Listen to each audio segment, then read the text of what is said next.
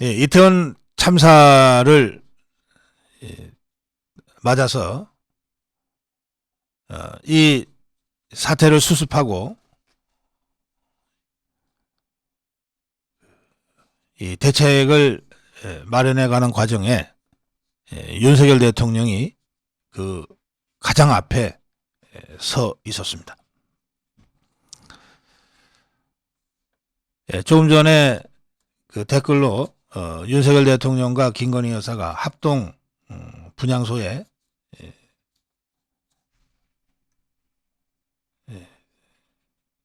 조문을 했다는 댓글이 올라왔는데요. 지금 합동 분향소는 사고 현장 이태원과 또 광화문에 이렇게 두 군데 설치되어 있는 걸로 제가 알고 있습니다. 확인 좀 해주세요. 윤석열 대통령의 향후 일정도 사고 수습 중심으로 전면 재조정됐습니다. 대통령실은 대통령의 모든 일정과 국정 운영의 우선순위를 사고 수습에 두고 대통령실도 전원 비상대응 태세를 유지하고 있다, 이렇게 밝혔습니다. 이태원 참사와 관련해서는 정부 차원에서는 국무총리를 재난대책본부장으로 해서 정부 차원의 대응을 하지만 실제로 모든 컨트롤 타워의 역할을 윤석열 대통령이 직접 감당하고 있다, 이런 뜻입니다. 윤석열 대통령은 사건 발생 직후부터 줄곧 대통령실에 머물고 모든 일정을 다 취소 또는 조정하면서 이태원 참사 관련한 각종 회의를 주재하고 대국민 담화를 발표하고 또 사고 현장에 직접 나가서 상황을 체크하는 모습을 보이고 있습니다. 윤석열 대통령은 30일 오전, 어제 오전입니다, 대국민 담화를 통해서 정부는 이날부터 사고 수습이 일단락 될 때까지 국가 애도 기간으로 정하고 국정의 최우선 순위를 사고 수습과 후속 조치에 두겠다고 밝혔습니다. 그 조문 확인이 됐습니까?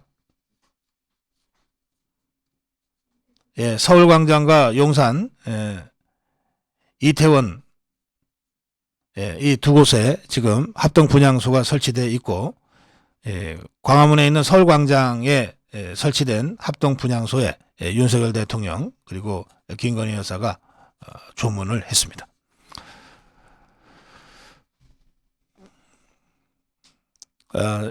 어제 대국민 담화는 윤석열 대통령 취임 후 첫 번째 대국민 담화였습니다. 담화뿐만 아니라 사고 수습에 대한 구체적인 대책을 직접 언급하고 진두지휘하고 있습니다. 장례 지원과 아울러 가용, 응급 의료 체계를 총가동해서 부상자에 대한 신속한 의료 지원에 만전을 기하겠다.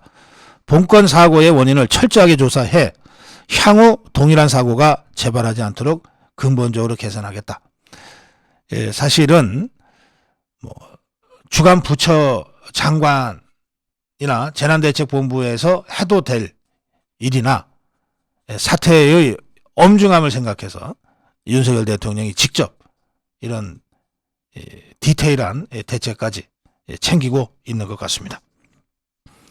윤석열 대통령은 사건 발생 직후 관련 보고를 받고 곧바로 대통령실로 이동해서 참사 대책을 진두지휘하기 시작했습니다.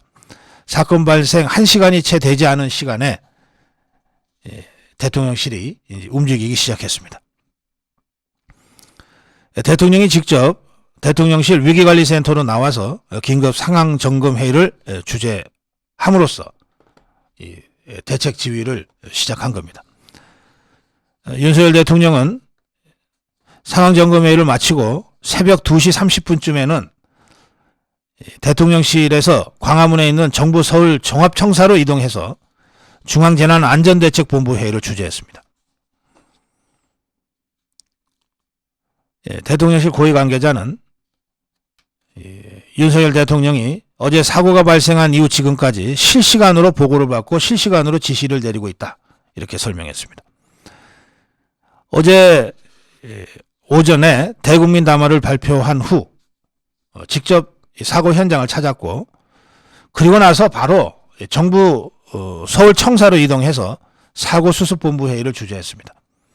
그러니까 어제 새벽부터 어제 오전까지 이태원 참사 대책회의만 공식적으로 3번 진행한 겁니다. 그 과정에서 그때그때 필요한 결정들을 대통령이 직접 결단했는데, 다음 달 5일, 이번 주 토요일이죠. 5일까지 국가애도기간으로 정하는 문제, 모든 정부 부처와 관공서에 조기를 개항할 것을 지시하고, 또 용산구를 특별재난지역으로 선포하도록 하는 것도 대통령이 보고받고 즉석에서 결정한 사안들로 알려져 있습니다.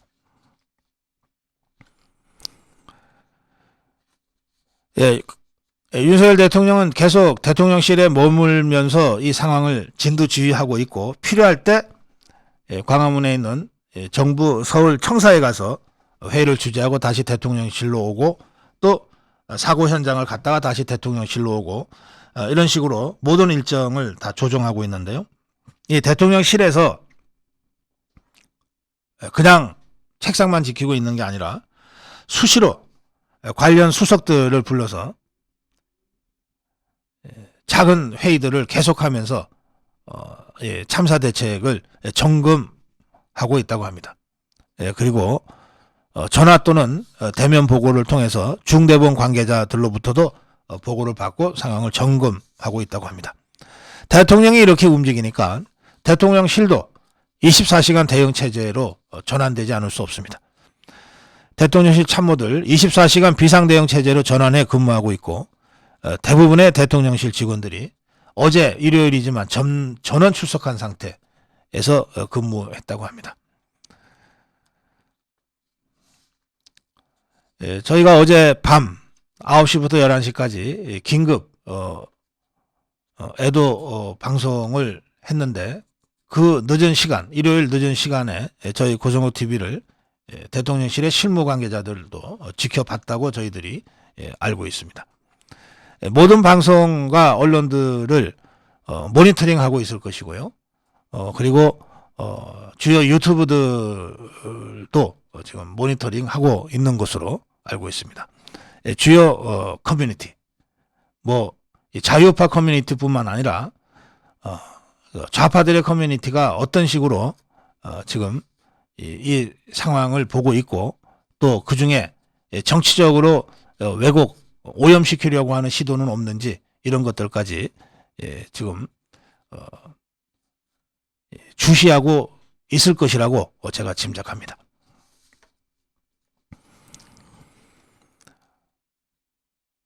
윤석열 대통령은 최근 이태원 참사는 다른 참사와 비교할 수 없을 만큼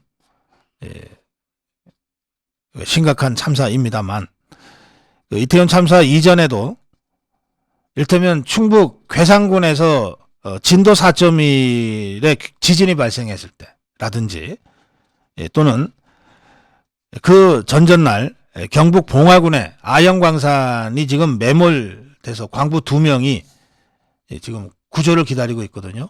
이 구조 작업과 관련해서도 국가가 단 한 분의 생명도 포기하지 않는다는 것을 보여달라, 마지막까지 끈질기게 최선을 다해 구조 작업에 임해달라, 이렇게 직접 지시하면서 챙기고 있습니다.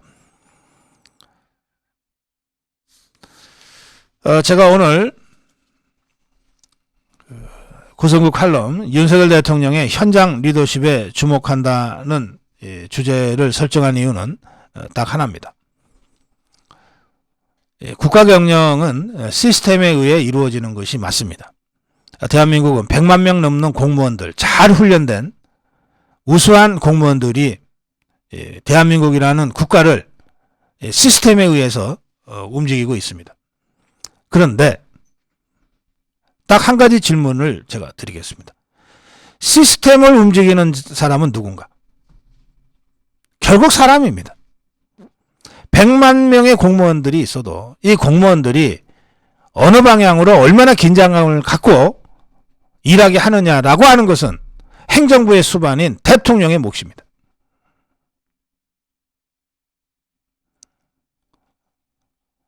대통령이라는 자가 A4나 들고 다니면서 밑에 비서가 시키는 대로 쇼잉이나 하고 다니면 공무원들이 긴장을 하겠습니까? 신이 나서 일을 하겠습니까? 문재인 좌파 5년, 문재인의 무능 때문에 100만 공무원들이 다 이류 공무원들로 전락해버렸어요. 이 100만 공무원들을 다시 인류 공무원들로 분기시키고 대한민국이라는 매우 효율적인 이 시스템을 제대로 작동하도록 만드는 힘, 그것은 딱 한 사람, 행정부의 수반이자 국가 원수인 대통령으로부터 나올 수밖에 없습니다. 윤석열 대통령이 사고 즉시 직접 모든 상황을 챙기고 현장에 나가고 수습의 최일선에 숨으로써 100만 공무원들이 긴장감을 가지고 국가 경영의 시스템을 돌리게 만드는 겁니다. 그 점에서 윤석열 대통령의 현장 리더십이 그야말로 공무원들과 시스템을 움직이게 만드는 원동력이다. 그렇게 저는 평가합니다. 너무 많은 부담이 대통령 1인에게 집중되는 것 아니냐, 이런 걱정과 우려를 여러분들 하실 수 있어요. 저는 어느 정도 불가피하다고 생각합니다. 왜?